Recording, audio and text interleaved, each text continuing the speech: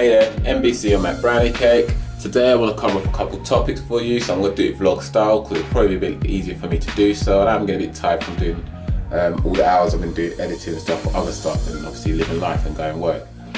I do apologize if you don't like this style of video because I don't tend to like on myself depending on who the person that's doing it and obviously what I want to find out about them. But I appreciate there's some of you that probably want to see this side of me because you don't see this side of me too often. I'm kind of camera shy when it comes to sort of sharing a bit about myself because all it means is I have to further explain myself some point down the line. It sounds stupid, but I hopefully you get where I'm coming from. Anyway guys, the first topic for one of these challenges is what country would I like to visit? Now, I'm born in the UK inside my mother's womb. My mother was actually born in Jamaica, as was my father. So even though they are Jamaican, I am still a Brit, but I have Jamaican heritage in me. So yes, I can talk patois. I just don't like the way my voice sounds when I talk the Jamaican patois. So no, I will not be talking that for you anytime soon. The reason I want to go there is not because I haven't been there before. I've been there a number of times. I actually lived there for 3 months of my life at one point. However, my wife, who's English, has never been there. She's been to numerous other countries, but she's never been Jamaica, and I'd like to take her there, but it's expensive, man. It's like £1,400 per person just for 10 days. So when money comes available, I'll take my wife out there just so she understands where my family come from and actually be able to experience it rather than be around my family who talk about the country so often but obviously haven't been there. So I'd love to do that for her as a gift one day, hopefully not too far in the distant future. The second topic is actually on books. By the way, for you guys that may not know this, because this was like months ago, I've got a scar here because a certain cat, Chloe, tripped me up on the stairs and I fell down the stairs and a plate that I was carrying broke off into my face. So I've got a scar here. So very often you'll see me do vlogs and I'll be rubbing here just because I had stitches, and the stitches I think dissolved now, but it's just something where my skin is very tight right now, so I will sort of play with it. So a bit gruesome. I won't say the piece of plate because that was quite big. That had to come out of my face, but thankfully I'm not blind in that eye. But yeah, that's why I don't like Chloe, and that hashtag no love for Chloe exists. I'm bad. Holly's gonna kill me. Yeah, so I'm going to show you my bookcase cabinet. Not all the books in this cabinet are for me alone. There are some for Holly. She likes cooking because that's her profession. So it's not because she can't cook why she has these books.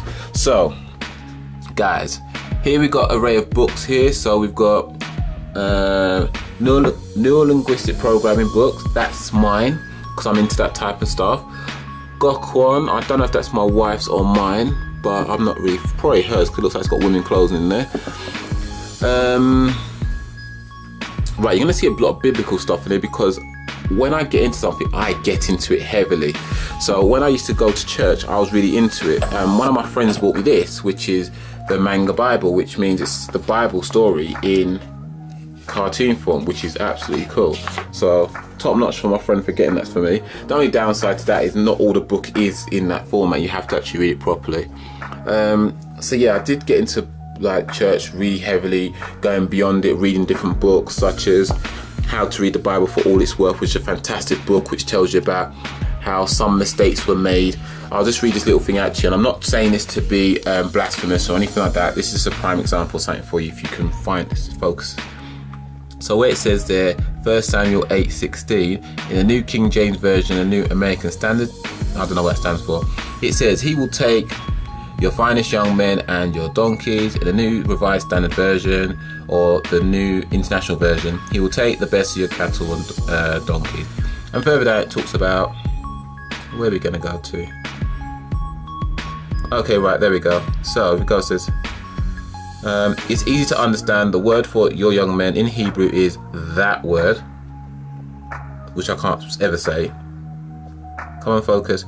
While your cow is that word. There's much as television and telephone, i.e. the error would not have been oral.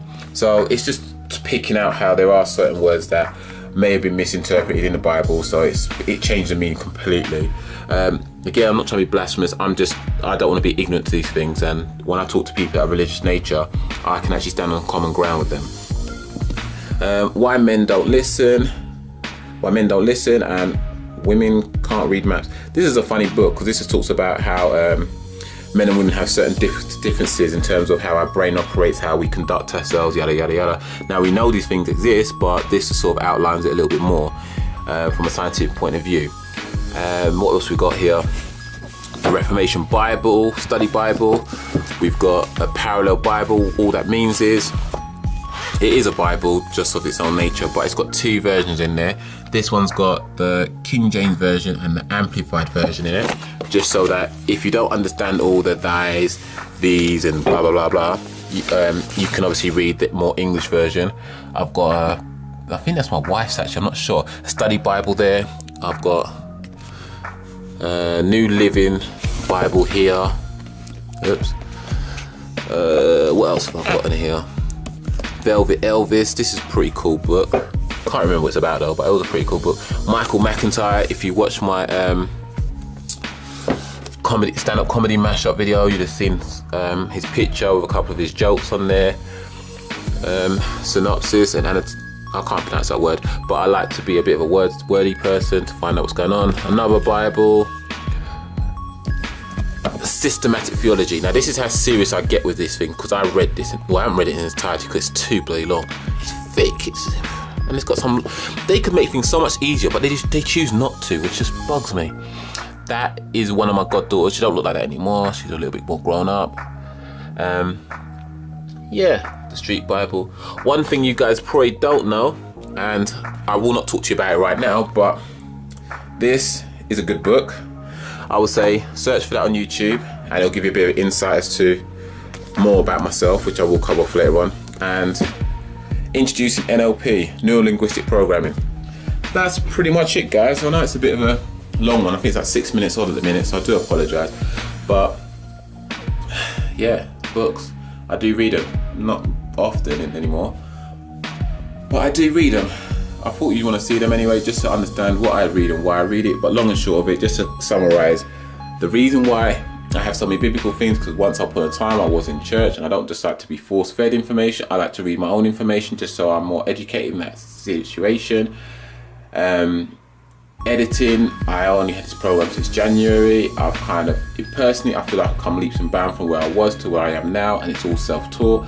So when I get into something, I sink my teeth into it. So hence why the books exist, and hence why I know what I know. So any of you guys out there that do have a religious background or faith-based background, I can watch your videos and I can understand where you're coming from, because I've been there, done that, and I probably still have elements of it in me.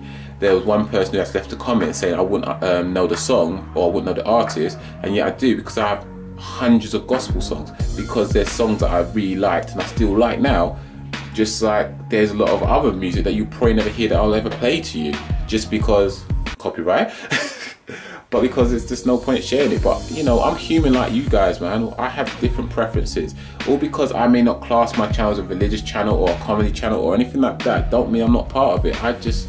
I am who I am. Please don't just pigeonhole me. Look at MTV. MTV's not just music television no more. Look, they got all them Sweet 16 and Catfish, no other garbage on there. Come on now, don't label me like that.